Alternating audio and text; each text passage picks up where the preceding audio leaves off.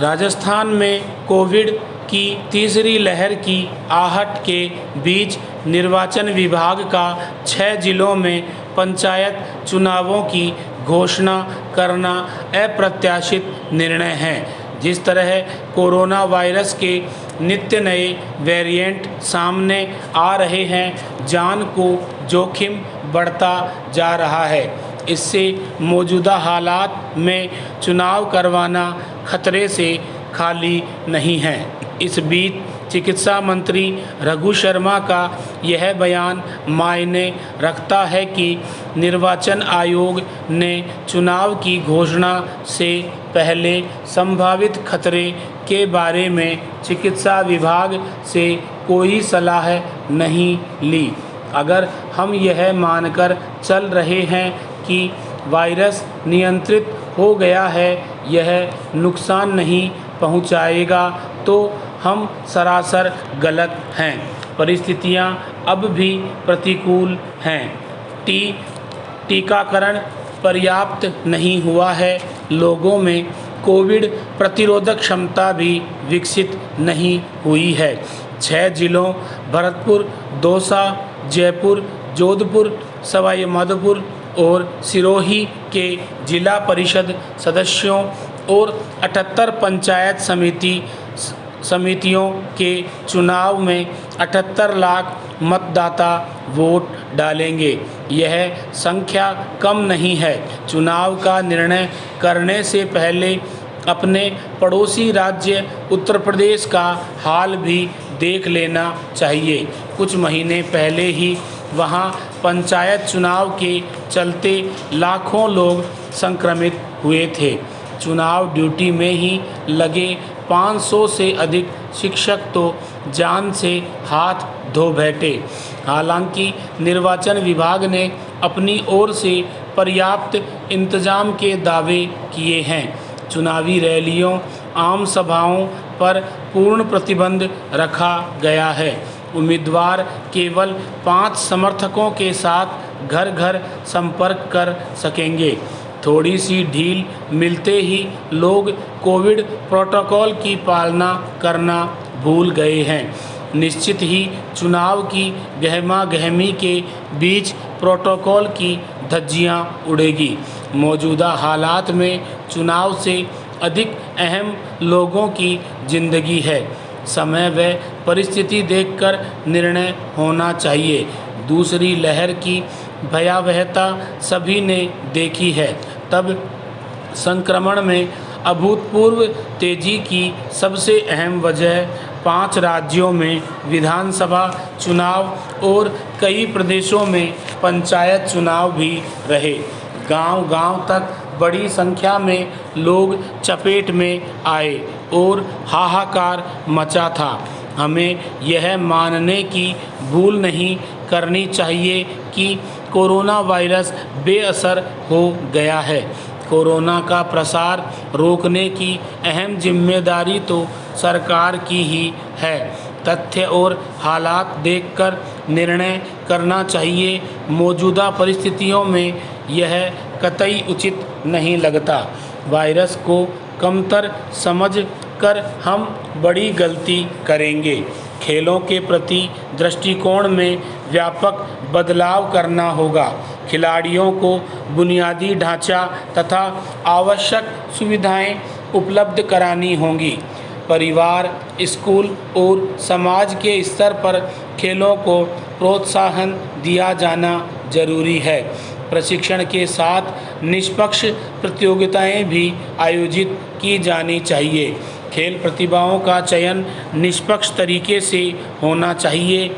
चयनित खेल प्रतिभाओं को निखारने के लिए सरकार को उत्तम प्रशिक्षण, कोच, रहने खाने की व्यवस्था, पदक मिलने पर इनाम की राशि की अग्रिम घोषणा के साथ सरकारी नौकरी की गारंटी दी जाए।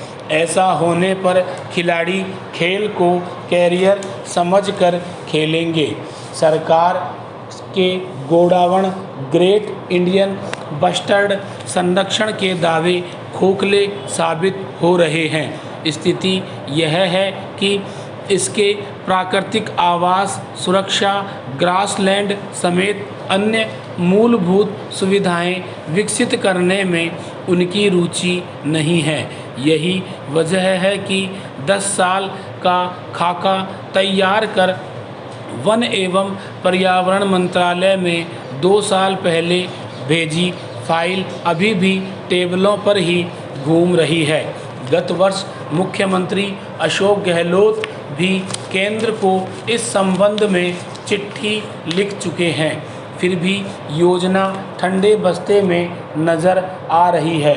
विलुप्ति की कगार पर पहुँचे दुर्लभ पक्षी गोडावण के संरक्षण के लिए वर्ष 2016 में केंद्र, राज्य सरकार और wild life institute Dehradun WLI के मध्य त्रिपक्षीय समझौता हुआ।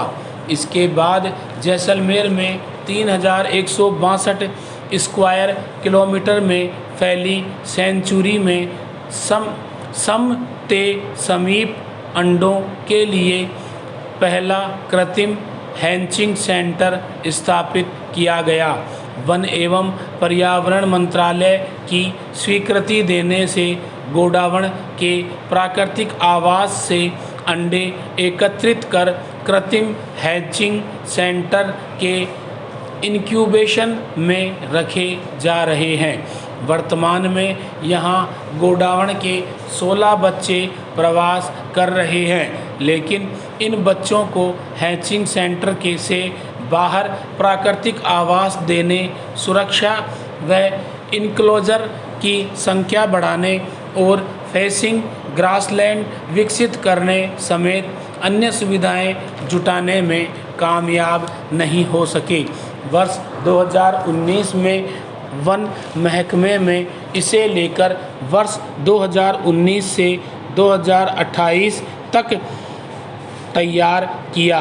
इसके तहत गोडावण को प्रवास, भोजन, सुरक्षा समेत कई कार्य के लिए करीब 230 करोड़ रुपए का प्रस्ताव तैयार किया, जिसे मार्च 2019 में ही वन एवं पर्यावरण मंत्रालय को भेज दिया गया। राष्ट्रीय हरित न्यायाधिकरण NGT ने नदियों के किनारे के खेतों से बजरी खनन की लीज की आड़ में अवैध खनन की शिकायत को गंभीरता से लिया है। इस मामले में नोटिस जारी कर राज्य सरकार से 4 सप्ताह में जवाब मांगा है।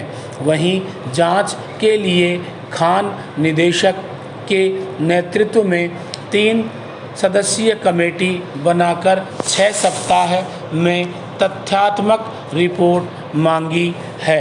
अगली सुनवाई 28 सितंबर को होगी। NGT की भोपाल बेंच ने नेचर क्लब ऑफ राजस्थान की याचिका पर यह आदेश दिया। क्लब की ओर से अधिवक्ता संदीप सिंह शेखावत ने NGT को बताया कि खातेदारी ज़मीन में बजरी खनन लीज के नाम पर अवैध खनन किया जा रहा है। नदियों के किनारे और उनके प्रवाह क्षेत्र में गड्ढे खोद पानी का बहाव रोका जा रहा है। निजी खातेदारी की ज़मीन से बजरी निकालने के रवन्ना में भी भारी गड़बड़ी है। एक ही ज़िले में बजरी परिवहन के लिए 600 से 700 किलोमीटर दूरी के लिए रवन्ना जारी किया जाता है। बजरी के खनन में राज्य सरकार की 2020 की सैंड माइनिंग गाइडलाइन का भी उल्लंघन किया जा रहा है। कोरोना का प्रकोप थमते ही अब मच्छर जनित डेंगू रोग का खतरा बढ़ता दिख रहा है। स्थिति यह है कि अस्पताल में इसे केसों में लगातार वृद्धि हो रही है। यह बच्चों को भी अपनी चपेट में ले रहा है। इससे जहां आम जन चिंतित हैं, वहीं जिम्मेदार अभी तक लापरवाही बरत रहे हैं। इन दिनों कोरोना के केस में उतार चढ़ाव के बीच डेंगू का खतरा बढ़ गया है। सवाई मानसिंह अस्पताल, जेके लोन अस्पताल, कांवटिया अस्पताल समेत अन्य अस्पतालों की ओपीडी में इसका असर देखने को मिल रहा है। आश्चर्य की बात है कि इस बार इससे मानसून सीजन से पहले ही दस्तक दे दी थी।